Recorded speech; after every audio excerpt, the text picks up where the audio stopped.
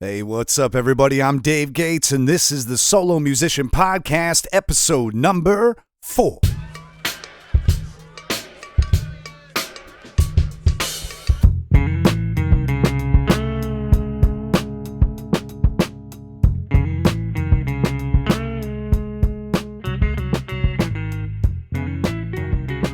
I went back and forth a couple times as to whether I was just going to release the homeless man's story as the episode for this week or put out another one.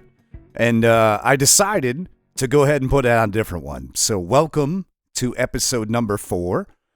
Today, I'm going to cover my live stream setup. I had a lot of questions about what I use for my live streaming after last week's Thursday Thoughts episode. So I figured, why not get on here and just tell you guys everything I use, from the equipment and software to techniques and platform hacks. I'm going to cover everything that I think you'll need to broadcast a professional and hopefully profitable live stream straight from your home to the entire world. I'm also going to include links in the show notes to all of the equipment that I currently use or that I talk about on this podcast so you can purchase the same items if you feel so inclined. And if you're just an observer of live streams, today's episode is going to give you a little bit of a glimpse behind the camera so you can better understand what artists do to bring the show inside your home. All right? So there's going to be something for everybody. Okay? All right. So today's podcast is going to be a long one, so we're just going to jump right into it. I've identified 10 things that I think are imperative in having a good live stream. All right, I'm going to call it the list. All right, so my list is sound equipment, video equipment, lighting, your computer, software or apps, other miscellaneous equipment, internet connection, monetization, consistency, and audience and post-audience. All right, and we're going to break down each one of these individually over the next 45 minutes or so. Okay, so we're going to jump right in. Number 1, sound equipment. In my opinion, the way your stream sounds should be your highest priority. If your stream sounds terrible, then nothing else is going to matter. Most people are primarily tuning in to hear you perform music, so they'll deal with a less than awesome picture quality as long as they can hear you clearly. A lot of people who listen to my streams don't even watch the video. They'll listen to it on their Bluetooth? On their Bluetooth? Yeah, they'll listen to it on their Bluetooth speakers or on headphones at work.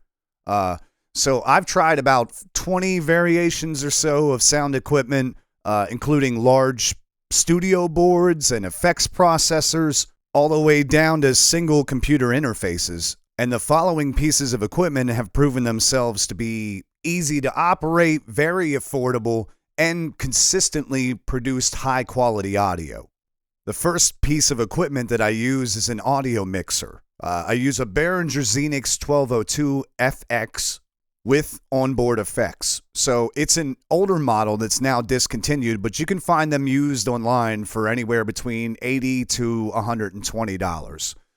The modern equivalent is the Behringer Xenix 1202 SFX, S as in Sam, and they retail for around $130. I don't have any personal experience with the 1202 SFX, but it appears that among other things, it serves as both a mixer and an audio interface for connecting to the computer. And having that ability eliminates the need for 2 separate purchases. As far as the Behringer Xenix 1202 that I do have, it's a simple 12-channel desktop mixer, although I only use 2 channels. One for my condenser microphone and one for my direct guitar line in. It has 24-bit digital effects, which just means that they're industry standard for professional use. I tend to use some variation of reverb on both the guitar and the vocal to give some added quality to the live stream. So that's the mixer, and like I said, if you buy the 1202 SFX, you won't need to have another audio interface. But if you do have just an analog board laying around the house that you want to use and you want to connect that to your computer, you're going to need a USB audio interface. I use a Behringer UCA 222 audio interface for connecting my analog mixing board to my computer. They retail for right around $30 or so. So they're not expensive pieces of equipment, but they're very solid. The UCA 222 interface uses RCA connections to capture your audio from the mixing board and send it to the computer. It's basically an external sound card.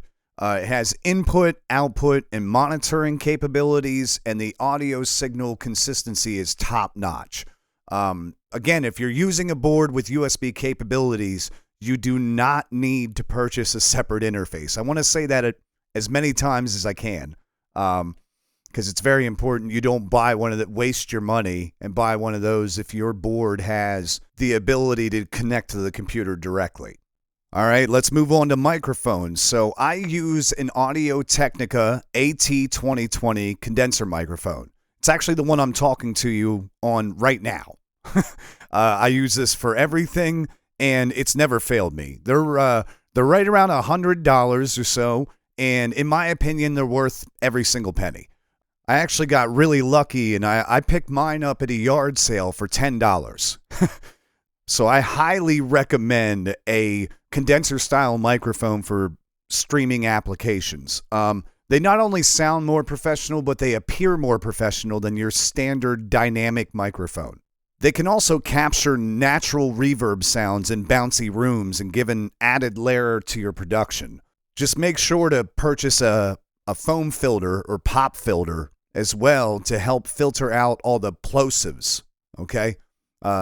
These microphones are very sensitive, and you will have terrible issues with your audio quality without some sort of filter. So they're very cheap, and a lot of times they're included with the microphone, so make sure you use it. All right, that brings me to the last thing I want to cover about sound equipment today, and that's cables, okay? Don't skimp on cables. Don't buy the cheapest cables. They're junk, okay? Shoddy connections or poor signal delivery can be the death of your audio streams. You definitely don't need to buy the most expensive ones out there, but I personally run pig hog cables, PIGHOG, and I know that's it's kind of redundant, but pig hog cables, I've never experienced a single cable issue with them, okay? I use 4 total cables in my entire setup.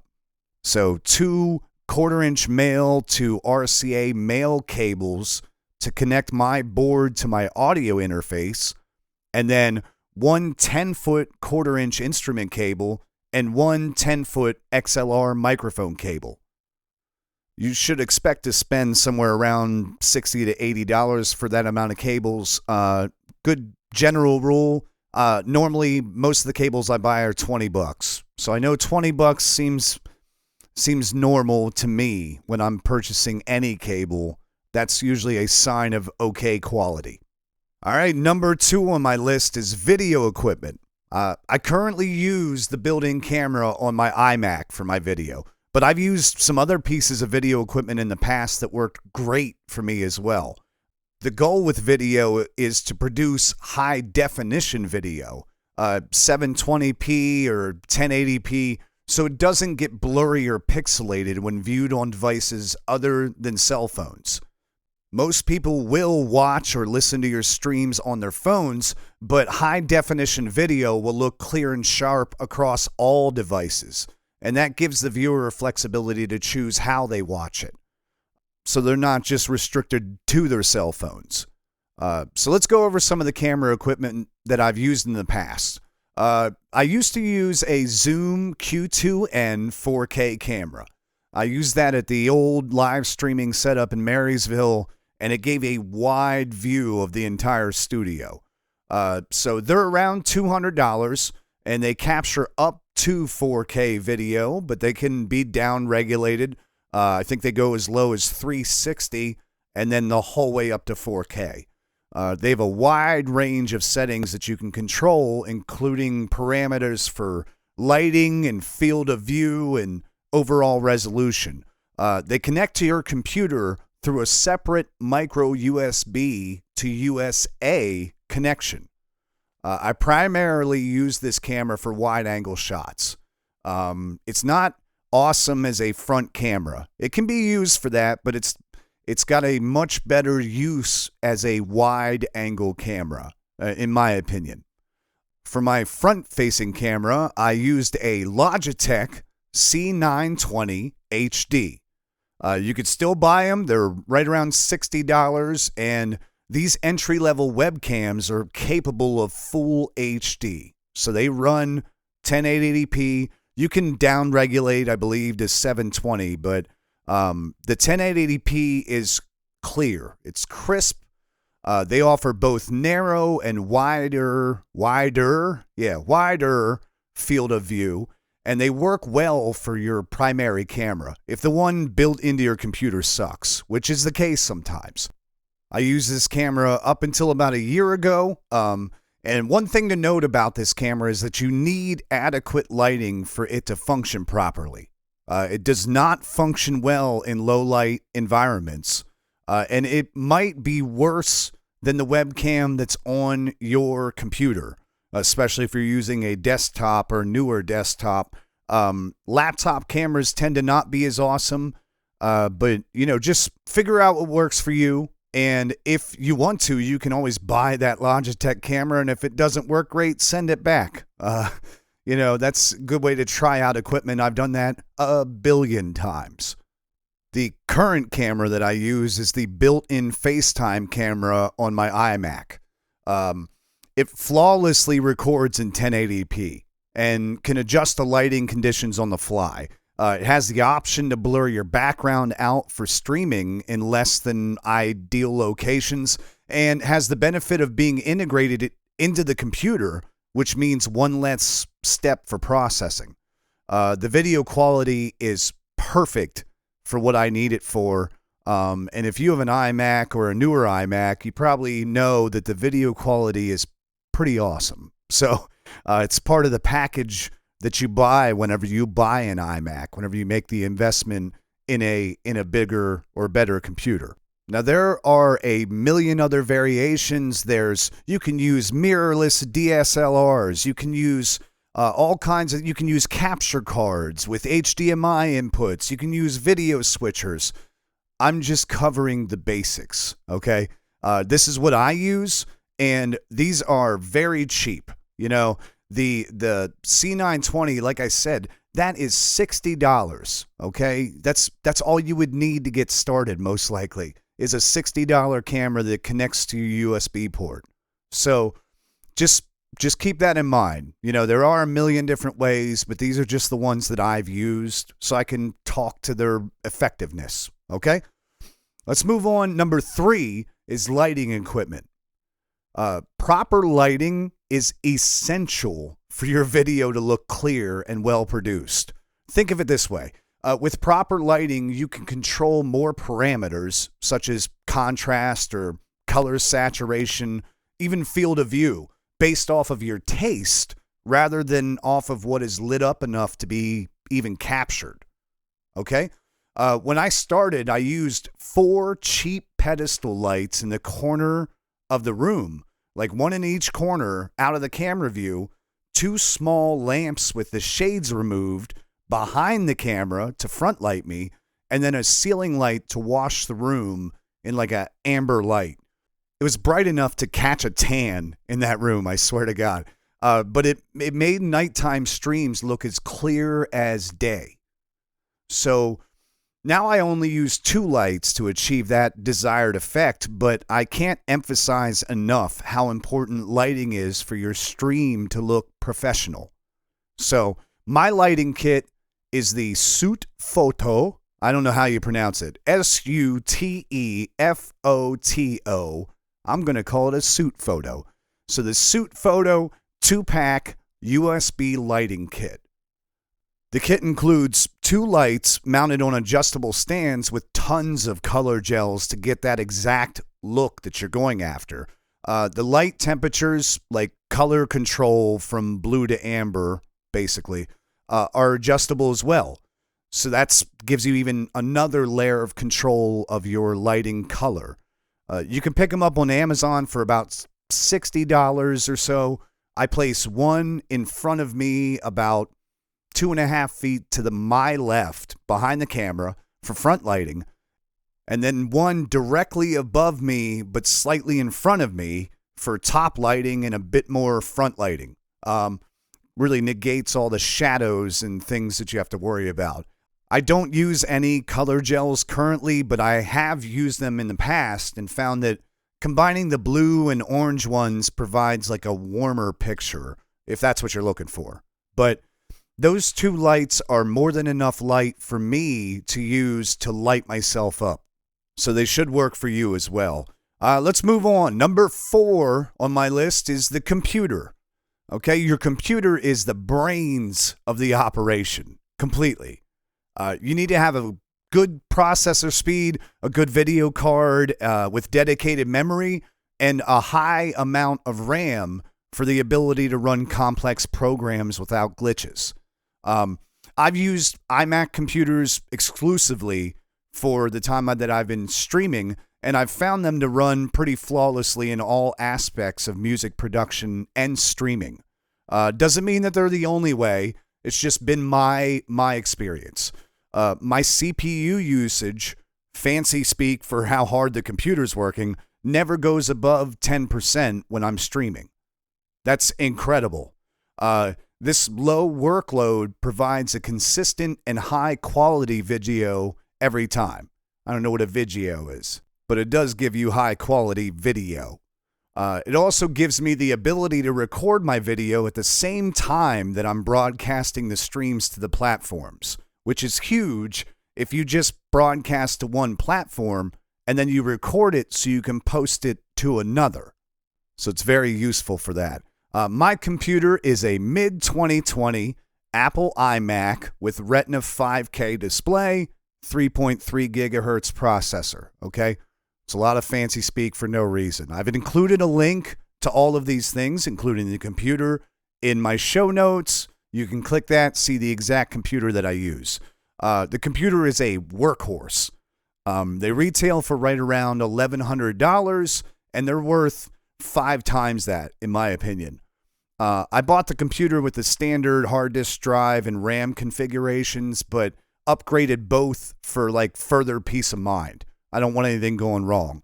I'm sure that it would still function perfectly out of the box, but I just wanted to make sure there weren't going to be any issues.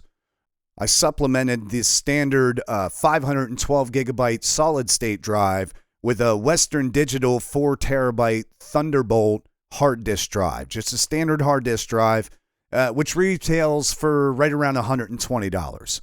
The hard disk drive, the external one, is not so much for streaming, but for other video editing and music production needs. I also upgraded the stock 8 gigabytes of RAM to 128 gigabytes of RAM by using 4 sticks of 32 gigabyte DDR4 2666 megahertz RAM. The kit retails for right around $240, but with this simple upgrade to the RAM, the computer now possesses the ability to perform pretty much any function that I throw at it without any hesitation.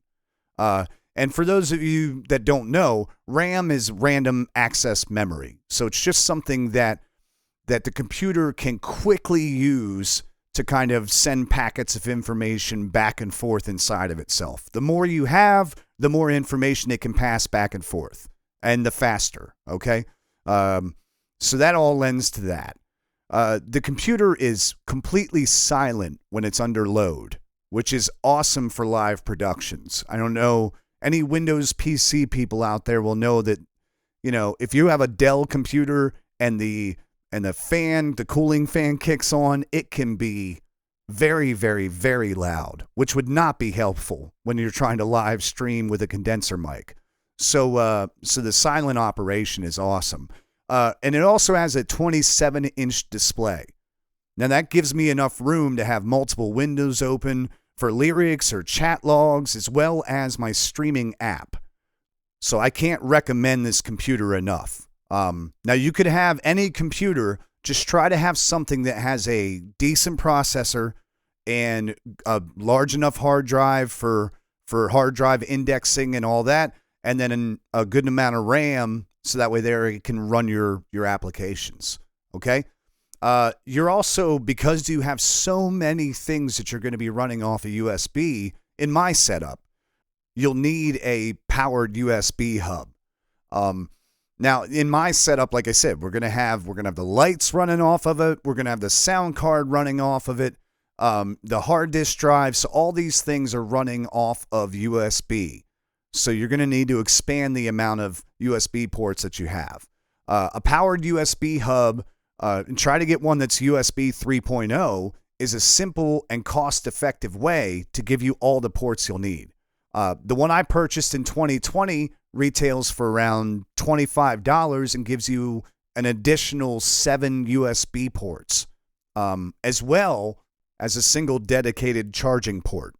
Okay? It also gives you the ability to turn off individual devices whenever you're not using them, because they've dedicated on and off buttons for each USB port. So this is a must-have for streaming, in my opinion. Expanding that ability and being able to plug in more things just gives you more things to be able to plug in, if that makes sense. All right, let's move on. Number 5 on my list is software and applications. Okay? There are many, many, many different ways to live stream. There are literally hundreds of different platforms or online spaces to perform. You can stream directly to Facebook, YouTube Live, Twitch, Instagram, TikTok, just to name a few.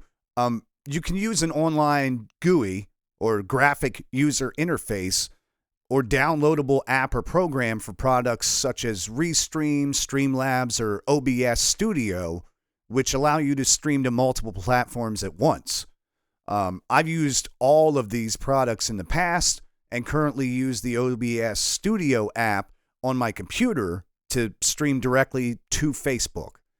But I'm going to go ahead and give you a little bit of info on each of these and what they do. So Restream is a service that takes your single stream and splits it into multiple platform streams. Okay? So it's taking your one signal and broadcasting it to a bunch of different platforms. It's a monthly or annually billed service that costs around $16 a month for 720p streaming and $41 a month for full HD for 1080p streaming.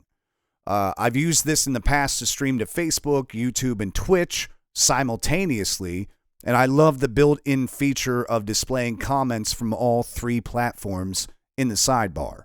I really liked that each comment had its representative logo from the platform that it came from. So like if somebody commented from YouTube, it would have a little YouTube logo beside it, or Facebook, it would have a little Facebook logo. I loved that. It was awesome to see who was checking in and from where. And its menus and options were super, super easy to navigate. So Restream is a solid choice. That's restream.io, linked in the show notes. All right, the second one that I want to cover is Streamlabs. Streamlabs is another stream splitting service that is a lot like Restream. I found its clean user interface to be a little bit better than Restream, but not by much. It does, however, claim to offer 1080p video service for $19 a month or $150 a year if purchased annually. I never experienced any loss of signal or buffering issues while using Streamlabs, and I found it to be a great service as compared to Restream at a more affordable price. It seemed like it did the exact same thing, and it cost less. And I love not spending as much money. So I was all over Streamlabs for a while. And the last thing I want to cover really is OBS Studio, okay? Earlier, I identified the computer as the brains of the operation. And if the computer is the brain, then OBS Studio is like the brain stem, okay? Everything I do on my live streams flows through OBS Studio. It's the application I have downloaded to my computer specifically to organize my stream. It takes a little while to learn how to use it, and you may just start out with simple functions, but there are tons of YouTube videos telling you how to use it, and the online help community for that program is incredible. Oh, I forgot to mention, it's open source, which means it's completely free. Like, it's completely free. There's nothing to pay for. They do have, I believe, a Restream option that you can kind of pay for through them, and I think it's comparable to the other ones, but I haven't looked through that. I just know that it's free to use, and it's awesome. One of these weeks, I'm definitely going to do an episode solely on how to use OBS, but this week isn't that week. So what I will tell you is that in OBS Studio, you add your input devices, so your camera and your audio equipment, and then you can add effects to that, such as audio compression, reverb, delay, noise gate, and then video effects such as like contrast or color control and image or text overlays to advertise your digital tip jar links. Like, you can literally do everything. I use it to compress my audio signals coming in, so they sound better. It thickens them up. All right. You can also monitor stream quality, audio quality, video quality, and all of your comments in the exact same spot. It's truly an awesome piece of software, and I rarely experience anything resembling an issue with it. Okay. Did I mention it's free? Yeah, I think I did.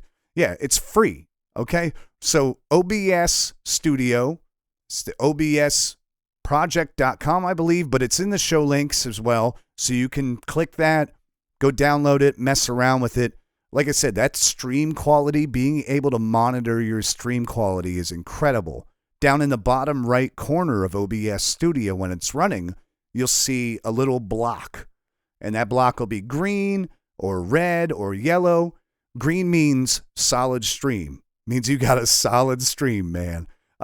So green means good. Yellow means caution, right? Right? See where this is going? Red means you got some glitches. You're dropping, your internet connection isn't good. So OBS has so many good things. So I can't recommend that enough. All right, number 6, I just grouped together other miscellaneous equipment. Okay, I've pretty much outlined all the major equipment that I use for creating the live streams so far. I'd also like to cover some of the small things that I use. These aren't necessarily required for you to begin live streaming, but in my opinion, they add to the professionalism and quality of your stream just as much as the big ticket items do. And they are all very cheap, or affordable, I guess you could call it. So here's 3 pieces of non-essential equipment you might want to consider, okay? Number 1 is a desktop tablet holder. The title describes exactly what it is and what it does. They retail for around $20, and they're basically a plastic cradle for your tablet that you can sit on your desk, okay? It's adjustable up and down for tablet size and viewing angle, and it works well at holding your tablet out of camera view, because that's important. You don't really want if you're using a tablet. If you're not using a tablet, disregard. But if you are, these things are awesome. I place mine close to the keyboard for easy access and reference while I'm performing covers. So that's number 1. Get yourself a desktop tablet holder if you're a tablet user. Number 2 there would be the desktop microphone boom stand. And sure, you could use any mic stand you have laying around the house, but I find that having a dedicated microphone stand that like secures to the desk makes it easier to keep my performing area set up all the time, rather than having to break things down in between streams. They retail for right around $40 and are an awesome way to boost your professionalism to anyone watching your performance. Okay? So the last thing that I think is kind of imperative and very, very cheap are basic notepads, okay? Or any other scrap paper. You can buy a 6-pack of 5x8 note-taking pads online for $9. I use them to jot down requests, things I want to talk about, keep track of tippers to thank, and other general notes. So while you're streaming, sometimes you'll get like a large influx of comments that will quickly add up, and they kind of clear all the old comments out of your screen. But by noting things down, you'll spend less time scrolling back up in the comment feed to find the requested songs or people that just wanted to hear you say hi to them, you know? So those notepads are very cheap and very, very, very instrumental in just keeping your stream moving along. All right, we're a half an hour in, so thank you to anybody who made it this far. I hope you're learning things, and I hope that, you know, you're figuring some stuff out today that might be able to help you. Okay, so we're going to move on to number 7. Number 7 is internet connection. One of the fundamental forces working behind the scenes of your live stream is your internet connection.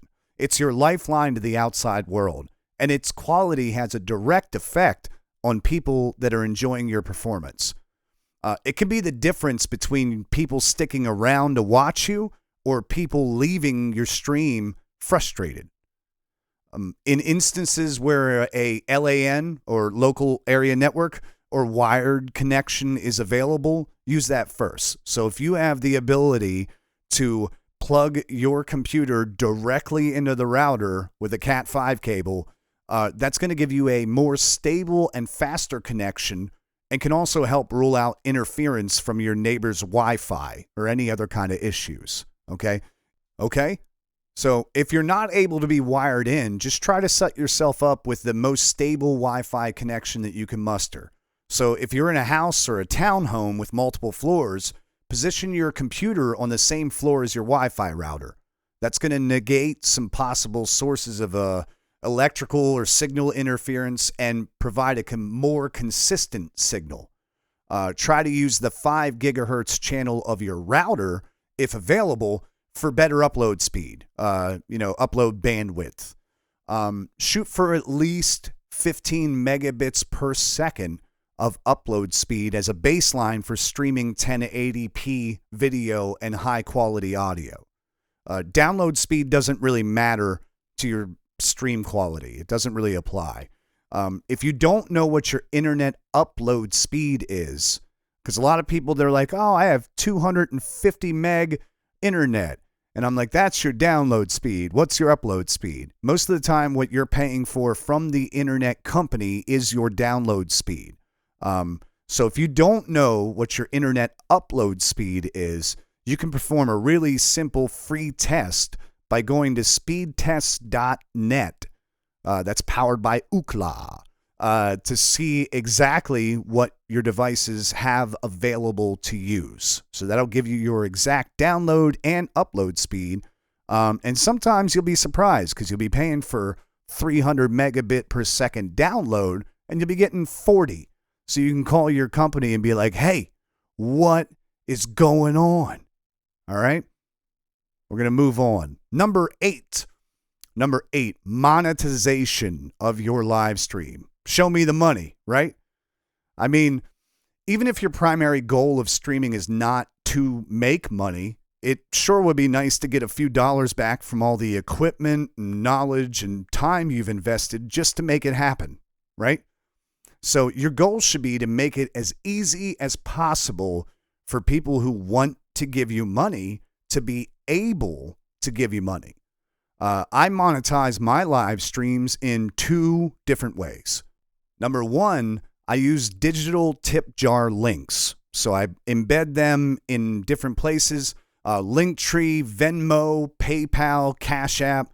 They're all great ways for consumers of your stream to tip you.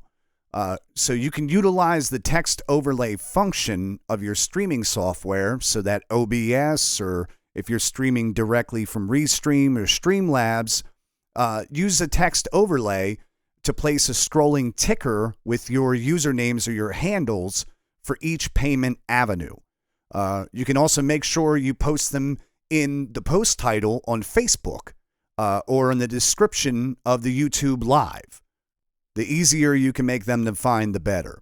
So Facebook stars are also another way that I monetize my streams. Once you've established yourself online as a content creator on Facebook, You can utilize Facebook's stars feature. Once enabled, this provides viewers a built-in way in Facebook, in their direct feed, to tip you on Facebook. It also gives them incentive to tip you to move their comments to the top of your feed. So whenever I'm watching my live streams, anybody who sends stars, their comments get highlighted, they get shot to the top of my list. So those people have an incentive to give you $1 or whatever. So you keep 99 cents of each dollar, minus applicable taxes once you hit a certain dollar amount.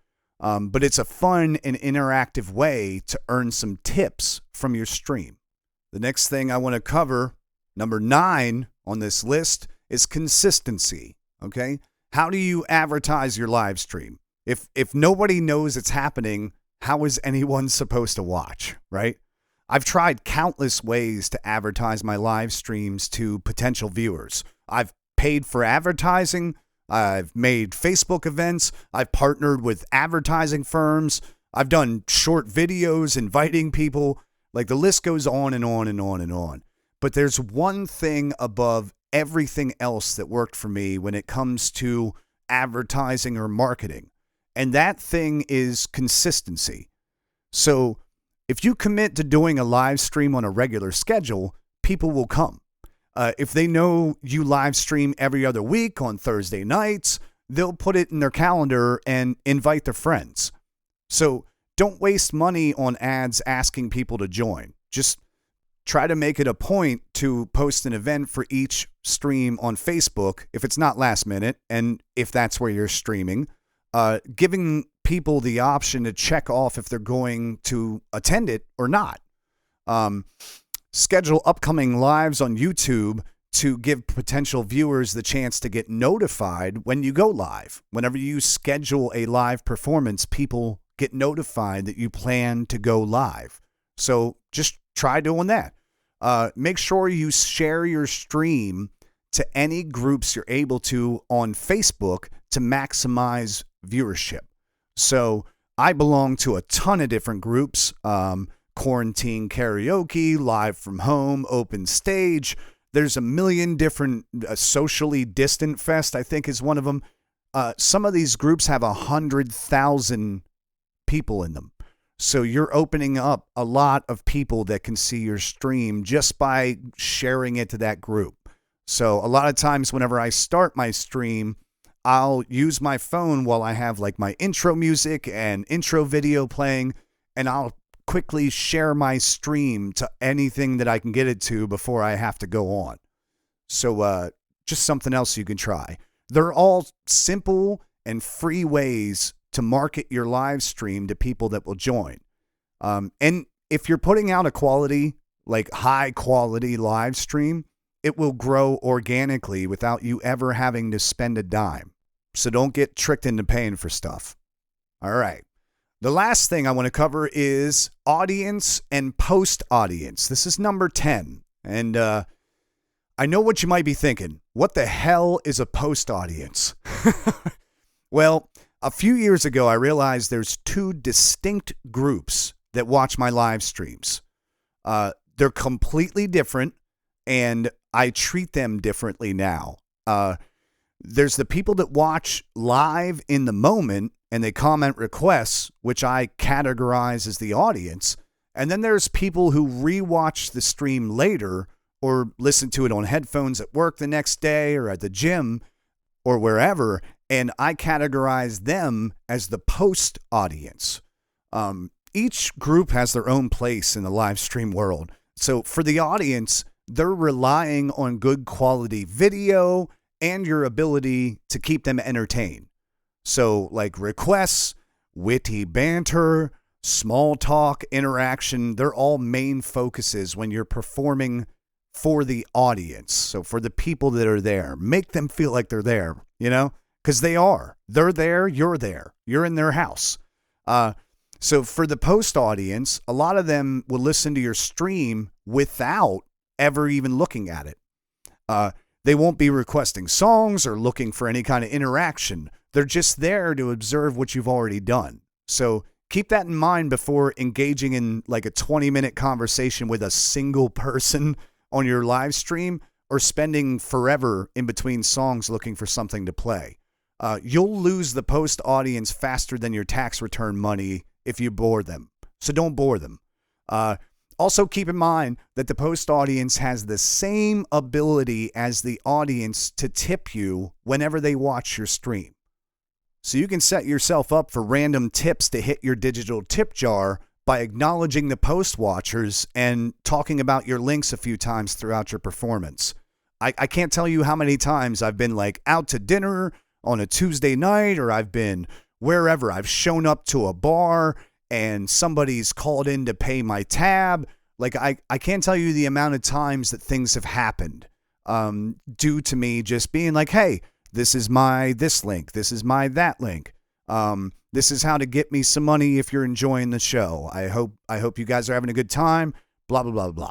And I don't do that just to get money. I do that because I actually care, but it's definitely works in getting a random act of tipping happen throughout the week. So just keep that in mind. And I think that's going to wrap up the live stream part of this podcast. And as I close out like the live stream stuff, I really want you to keep one thing in mind. I've outlined a ton of things today. And like I said earlier, and I'll keep saying, they're listed in my show notes. So if you go to davegates.org/SM podcast, so you check out episode number 4, and in that, every single thing I talked about and links to purchase it will be on there. But most of those things I've outlined today are on the business side. I've tried to do the best I can to give you the information to have the best live stream experience possible. It's not the only way to do it, and there are definitely many other configurations or approaches to streaming. I've given you the things that I've tried and that have worked for me because they worked for me. But don't forget, you should have fun because live streams are fun, all right? Have a good time in an intimate setting with the people who want to see you perform. You know, they're in your home or studio space or wherever you're doing it from, and you're in theirs. Or you're in their life wherever they're listening to it. So talk with them, laugh with them, just enjoy each other's company. You can always delete it later if it sucks. So just have fun in the moment. Because if it's not fun for you, it's not going to be fun for anybody else. So have some fun. Good luck with your streams. And if you ever have any questions or concerns or just need a little help, anything that I can do to help, shoot me a message. solomusicianpodcast@gmail.com, and I'll help any way I can. All right? So that's going to conclude that part of this week's podcast. And now I'd like to move on to some comments and just addressing some things I've seen online. You know, in the last episode, I had outlined some foundations to succeed, some things that I thought were within our control and things that are not within our control, and how we can exploit or grow at the things that are in our control to become better musicians and better entertainers. And, you know, Liz Chrome hopped in and said, hey, you know, the only thing I thought you missed was health and wellness. She said she loves interacting with people, but there are times when she's not so huggy because she doesn't want to get sick. As a vocalist, it's difficult to think about your wealth. I think about my wealth a lot whenever I'm performing. As a vocalist, it's difficult to think about your health and wellness when performance is your paycheck and your body is your instrument. You know, there's no sick days. And she's absolutely right.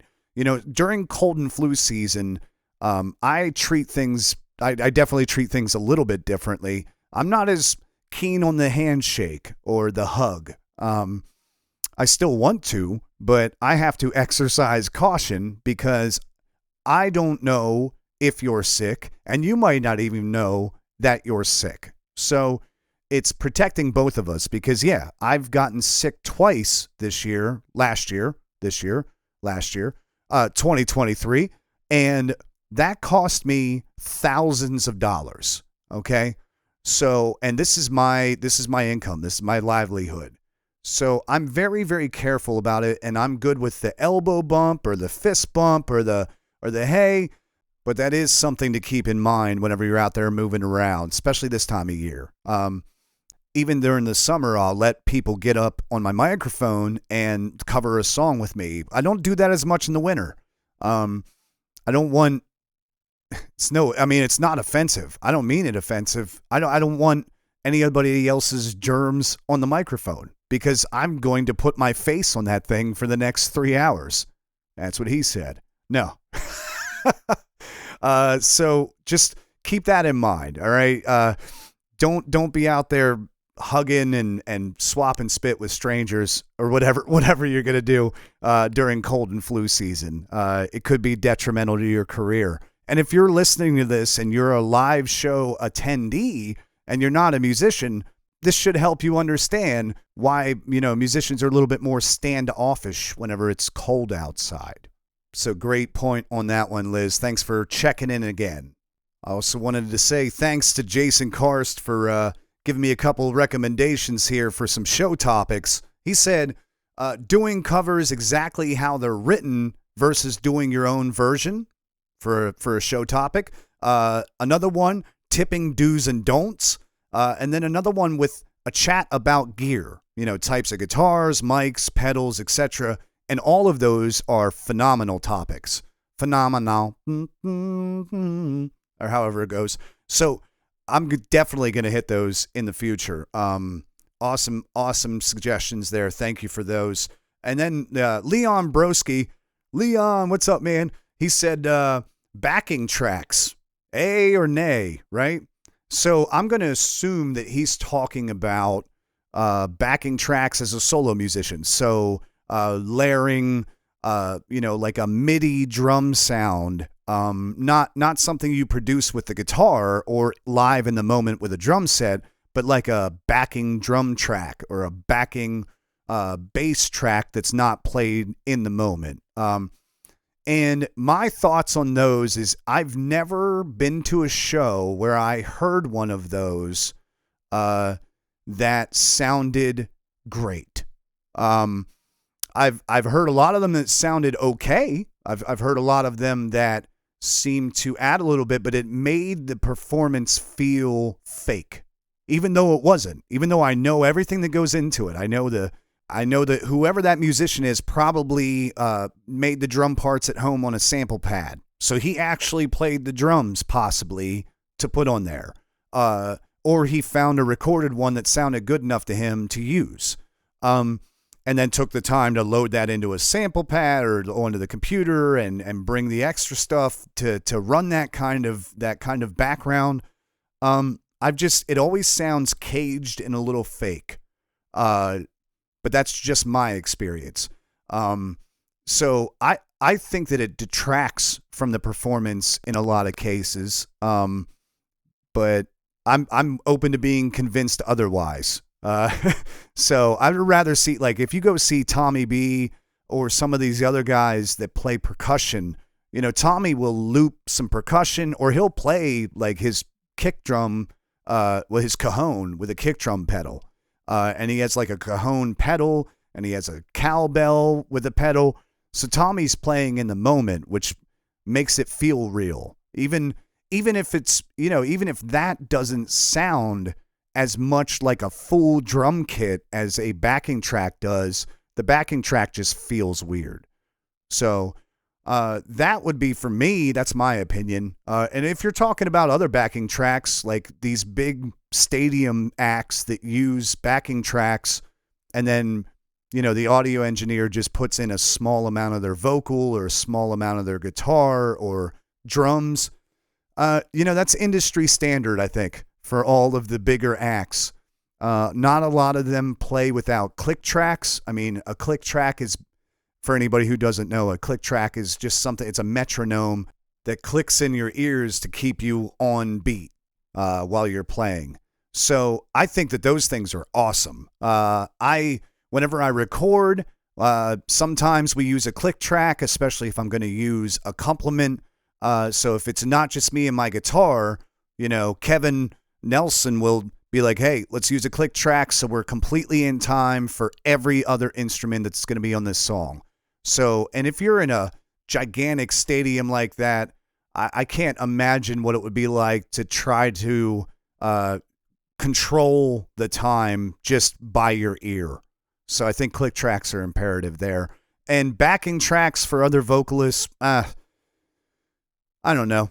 I don't like it. I'm hoping, I like to think that if I ever got to the level of playing stadiums with my imposter cover musician ass, that I would that I would not use backing tracks to thicken my voice or to give me the ability to not have to sing, because I'm not dancing. I'm not going to be a dancer. I think if you don't dance and you use backing tracks, I don't like that. So, and I'm not going to dance. So I would hope that I would never do it, but I understand the place for it. So great question, Leon. All right, that'll wrap up this week's episode. Next week, I have an episode coming up about the solo musician history. So history of the solo musicians from medieval times the whole way up till now, kind of everything in between, where the growth happened, what each era brought to solo musicians. So I'm excited to share that with you guys. And I'll be checking in with you tomorrow for Thursday Thoughts, hopefully. And I'd love to hear about your live streaming setups or anything else you'd like to talk about, so drop those in the comments, and I will see you guys soon.